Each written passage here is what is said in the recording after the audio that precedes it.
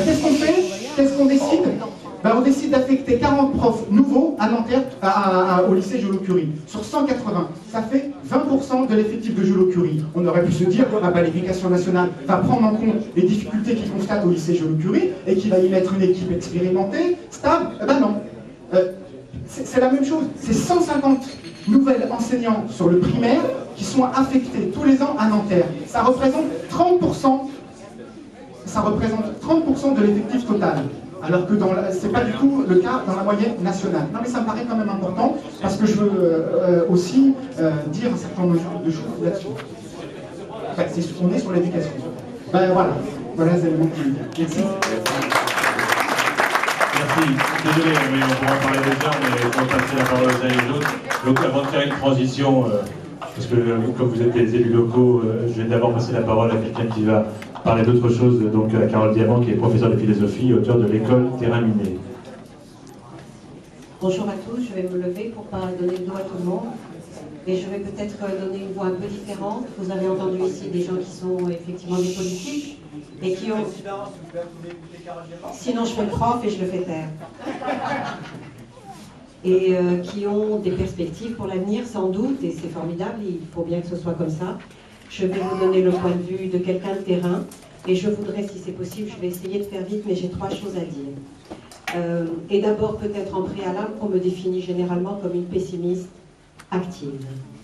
Je ne suis pas une optimiste béate, et je ne suis pas une pessimiste qui baisse les bras.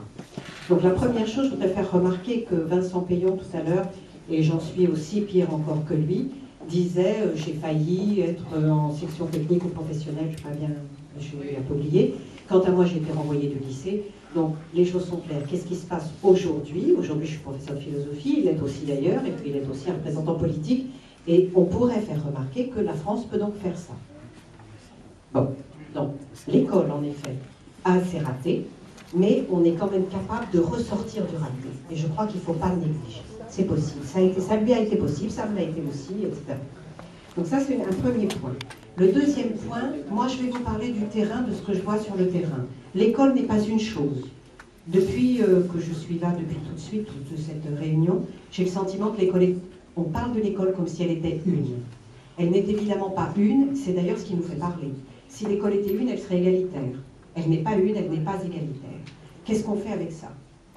Soit en effet on fait ce qu'on a toujours fait avec l'école, à savoir, eh bien, on va faire comme si elle était une, et puis d'une mauvaise école, on va faire une bonne école. Chacun a des idées là-dessus, très bien.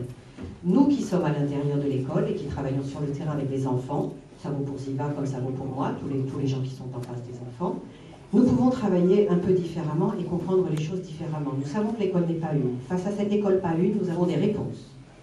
Et il se trouve que depuis une dizaine d'années, tout le monde le sait ici, on a vu beaucoup de débats sur l'école ici, les gens qui viennent à Ziva connaissent très bien tout ça.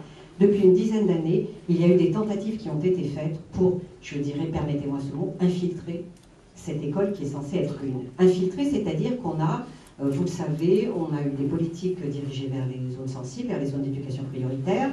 Un type comme Richard Descoings a décidé d'essayer de faire entrer des élèves dans son école, et en cela, il a fait une brèche. Je ne dis pas qu'il a fait la révolution, bien que, mais il a fait une brèche. Et quand il y a une brèche, quelque part, l'eau s'infiltre. Vous le savez, quand vous avez des fuites dans vos salles de bain. Ça s'infiltre et ça ne s'arrête pas. Ce qui est en train de se passer depuis 10 ans, c'est que ça s'infiltre et que ça ne s'arrête pas.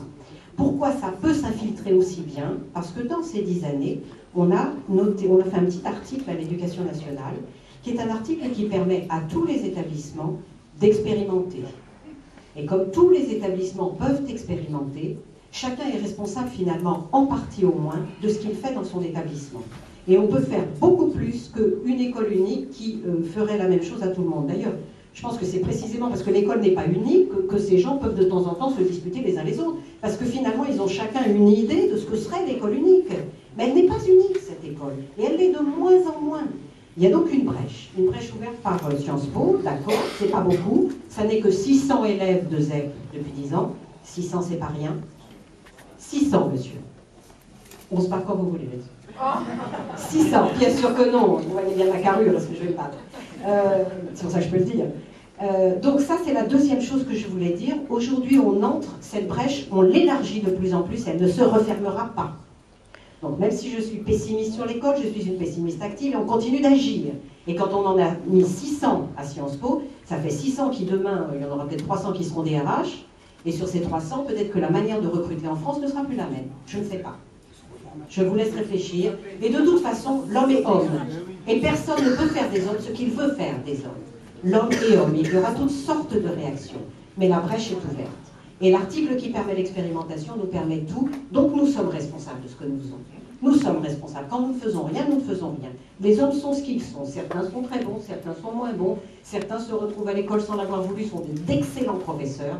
Certains ont une vocation depuis l'âge de 4 ans, sont des professeurs déplorables. Tout est possible. Et la troisième chose, vite, oui, que je voulais vous dire pour ne pas monopoliser trop la parole, c'est l'affaire des 30% qu'on a évoqué tout à l'heure. L'affaire des 30%, alors je rappelle pour les gens qui n'ont pas suivi ça tout de suite, là depuis une semaine il y a une polémique, comme si on n'avait pas grand-chose à dire. La conférence des grandes écoles dit clairement, nous sommes opposés à un quota de 30% d'élèves venant de milieux défavorisés dans nos établissements. De boursiers, qui sont forcément, on ne se parle pas du tout, là c'est bien de le répéter, n'empêche que boursier, c'est, sauf votre respect, c'est milieux défavorisés. Bon, socialement défavorisés. C'est de ce dont je parlais. Premièrement, premier élément, arrêtons immédiatement ce faux débat. Il n'a jamais, nulle part, ni à Sciences Po, ni ailleurs, même si c'est complexe comme idée subtile, je vous l'accorde, il n'a jamais été question de 30% comme un quota. Un quota, vous avez tous fait les remarques, alors si on est noir, le diplôme ne vaut plus, etc. Non, ça n'est pas un quota. Richard Descoings a pris 600 élèves sans quota, vous allez me dire qu'il faut bien un quota. Non, il a poussé les murs, il se trouve. Alors je ne sais pas s'il pourra les pousser pendant 20 ans, mais pendant 10 ans, il les a poussés. Les élèves se sont multipliés énormément, et donc les élèves des zones sensibles qui sont entrés à Sciences Po n'ont retiré aucune place à personne. Donc on n'est pas du tout dans une politique de quota. Jamais personne, ni Valérie Pécresse, ni personne, n'a parlé de quota. Or, si on parle de quota, on prête le flanc, évidemment, à toutes les critiques qui ont été développées ici. Si on enlève le mot quota, il n'y a plus de polémique. Il y a plus